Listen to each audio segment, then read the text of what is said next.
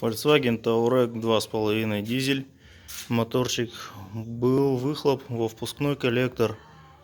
Все вскрытие показало, что гидрик, помер гидрик, и также съела кулачок на втором цилиндре. Его просто не стало, залезало. Должен быть вон, а он вот такой вот.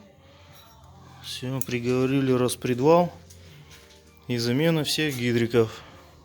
Также попутно пойдут вкладыши на распредвал, прокладки, тандемный насос. Ну и все, будет запуск скоро.